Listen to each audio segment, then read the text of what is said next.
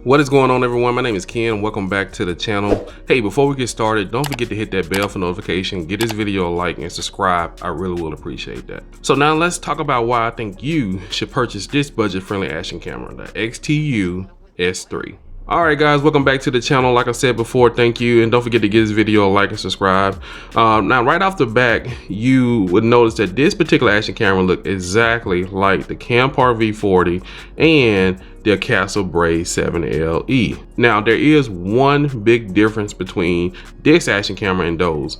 The one difference is this particular action camera, from doing some research, has a Sony sensor built into it. Now I just want to let you know and preference you, because I know I'm gonna get a lot of comments.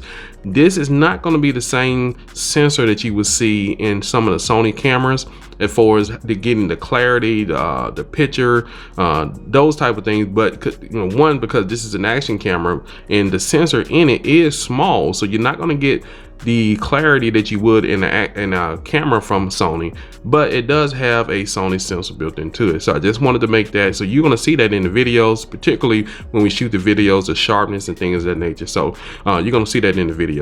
Another thing that separates this action camera from the Akaso Braze 7LE and the Campark V40 is the accessories. Now this particular action camera does not give you all of the accessories that you would get from a Akaso line of cameras or the Campark line of cameras. This one gives you just enough to get you by, and to me, I like that. It doesn't overwhelm you with a lot of accessories that you feel you have to use. Another big difference between this action camera and the Campark V40 and the Akaso Braze 7LE, because again they look just alike, is number one, this action camera comes with an external microphone, which we're going to talk about in just a second.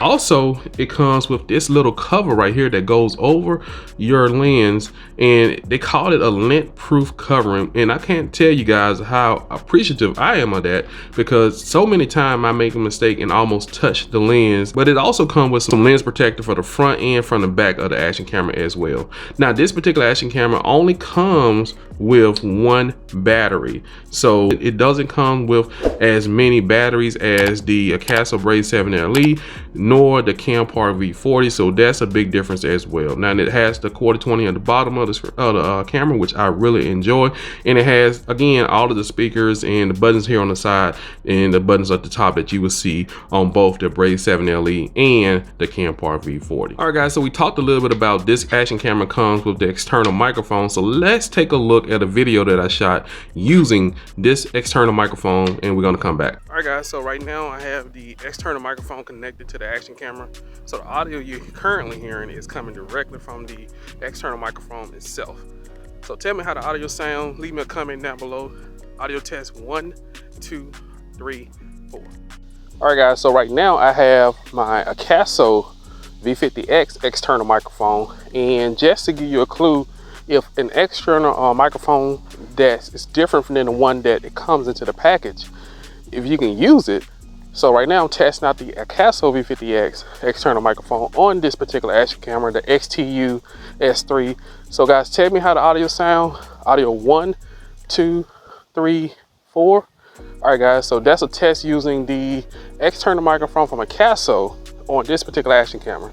All right, so as you can tell, the microphone with the camera sounds pretty decent, to be honest with you. However, to me, I think using the Akaso V50X external microphone sounds a lot better. I was able to hear myself a lot better. It sounds a little bit more clear, and to me, I would probably use this external microphone or any external microphone that you have with this particular camera other than this. But if you don't have any extra microphones laying around, you can use this. And the best thing about this is you can bend it and twist it so many different ways, but you just got to be careful when you're shooting from the front facing part of the screen that this this dead cat or this cushion doesn't get into your shot, because to be honest with you, the front facing part of the screen, it does have a little wide shot, so it can get in front of your shot. So just make sure if you are using it that you have it out of the way, that so it won't get in your shot. All right guys, now let's talk a little bit more about this particular action camera. Let's turn it on. Takes a couple seconds to come on, but as you can tell, I don't have an SD card inserted. Now, one of the things that you notice that when I swipe up all of the icons are in color. To me, that's really good, particularly if you're shooting at night, which I probably wouldn't do. But if you are shooting at night, the screen on the back of it, the icons are in color, so it'll let you know which icons you are selecting. So another thing about this particular action camera, it has a 2-inch LCD screen on the back, but it is very responsive. To me, I found that the Campark V40 was a little responsive, but the Akaso Braze 7 LE was not as responsive as to my fingertips as the other action camera, and particularly this action camera. So it's very responsive. It literally has no lag when you are touching the icon. So yeah, that's really good. So another thing about this action camera, it shoots in all of the different resolution that you would need. It shoots the 4K 30 to 2.7. Of course, it has some 1440s right here, and it shoots in 1080p section as well. Now it also shoots in the 720, but you know, most people don't shoot in that anymore. But in this particular video, we're going to go over the 4K 30, the 2.7, and the 1080p. One quick note for you: if you're shooting in 1080p at 90 frames per second, there's going to be a little icon that comes up to let you know that the stabilization and particular image is not available if you're using stabilization at 1080p at 90 frames per second. So I just want to go and let you guys know that. All right, guys, so now let's take a look at some of the video that I shot earlier using this particular action camera, and then we're going to come back and we're going to wrap it up. All right, guys, so this is 4K at 30 frames per second. So right now I'm recording without the external microphone. And again, this is 4K at 30 frames per second, and I got stabilization on. And from the back of the screen, it looks really good. But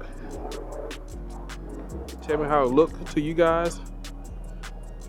Again, I'm gonna do a quick turn.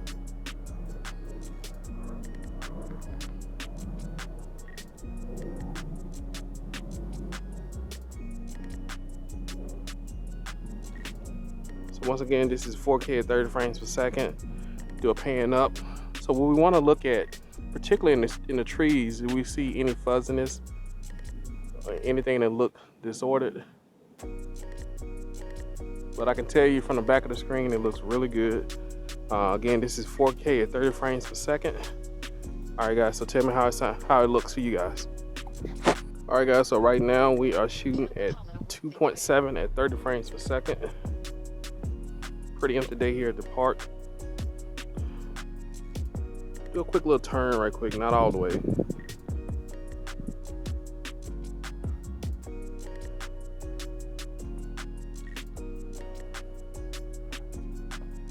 Again, the audio is recording without the external microphone.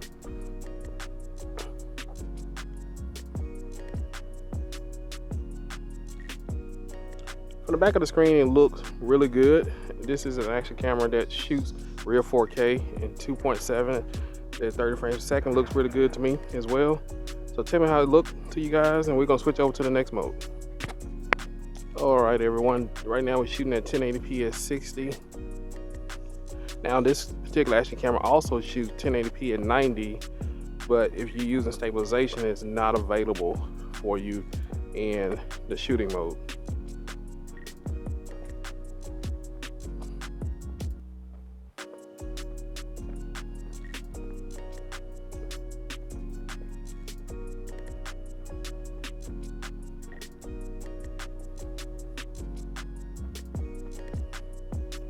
We'll do a little pan up.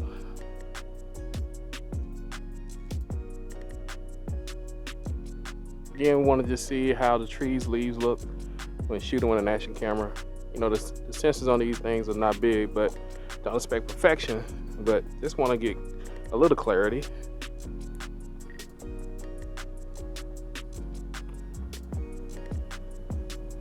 So moving a little bit more, trying to test out the stabilization.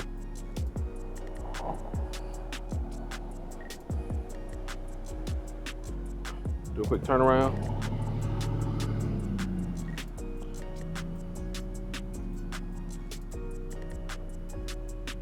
This is a little distant shot. It looks pretty good to me. Just tell me guys how it looks to you guys. I can pretty much tell everything from the back of the screen. It looks really good. So this is 1080p at 60. Let me know how it looks to you guys. All right, this is the last one. We're not going to test the 720p mode. So this is 1080p at 30.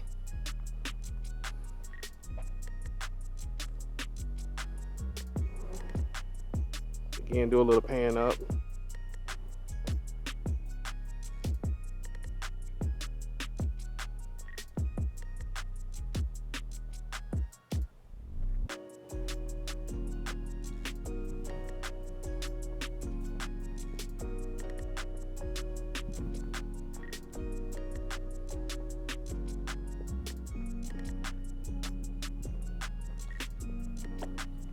Do a quick shot of the trees.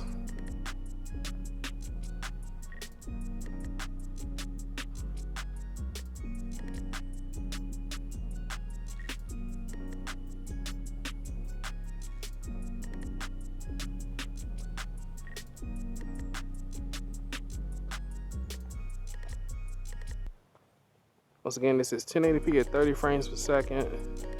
Looks really good from the back of the screen. I can tell you, I will definitely probably at this particular point, without seeing it in the put it in the video in the computer to test it out, but it looks a lot better than any of the Akaso cameras that I've tested lately. So I'll definitely give this a shot. But once again, hadn't put it in the computer just to see how it look on the computer. But as of right now, from the look of it from the back of the screen, have a little lag in it, but it definitely looked better than the Akaso Braze 7 LE and definitely the Akaso Braze 7 action camera. So all right, tell me what you think about those videos. To me personally, I really like the 1080p setting. I'm a 1080p guy anyway, but the 4K doesn't look bad. Now the video do come out kind of sharp, but you can actually go into the settings and turn that down as well.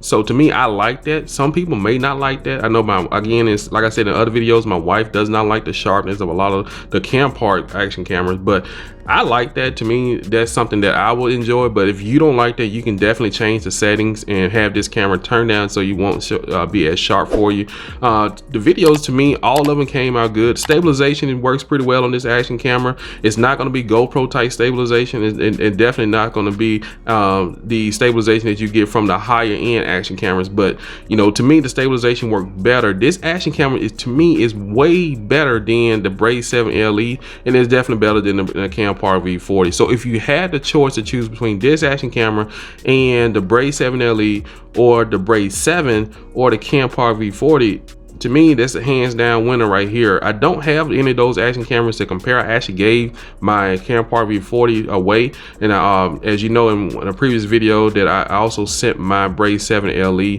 back, and then the Braze 7, I just chose not to purchase that because I just didn't figure it was going to be an action camera I would enjoy and definitely want to bring to you, because I didn't like the Braze 7 LE. So the Braze 7 to me was just another version of the Braze 7 LE. But anyway, long story short, if you have to choose between those action camera and this action camera right here, go with this one. You would not be disappointed. It has a Sony sensor built into it, so the color is going to come out sparkling, it's going to come out sharp. And again, if you don't like the sharpness, you can go into the settings and turn it down. The brightness of the camera is good. You have the front facing screen. It comes with an external microphone. It lets you use another external microphone if you choose to. It is waterproof inside of the housing. It got tons of accessories that's come with it. It also comes with this particular case that goes over your lens, so you won't accidentally touch it. So you know, it comes with everything you need and more. I would definitely choose this one over the Braze 7 LE and the Campark. The Braze 7 LE and the Campark V40 and the Braze 7. So if you have a choice, go with this one. You won't be disappointed. All right, guys, so this is going to wrap this particular video up. Don't forget to give this video a like and subscribe. I really do appreciate it. Now, there's going to be a link to this particular action camera down below, and I think when you click that inside the Amazon, there's going to be a little $30 coupon, which bring the price of this down to $135. But this is not far off from the Osmo Action. So if you really want my honest opinion, I would choose the Osmo Action. So the Osmo Action, last time I saw was you can get it for $170. So if you can afford the $170 price range, definitely go with the Osmo Action over this one. But if not, this is a great budget-friendly option for you as well. Once again, there's going to be a link to this particular action camera in the description below. Again, guys, thank you guys for checking me out. I really do appreciate it. Peace, and I'll see you guys in the next video.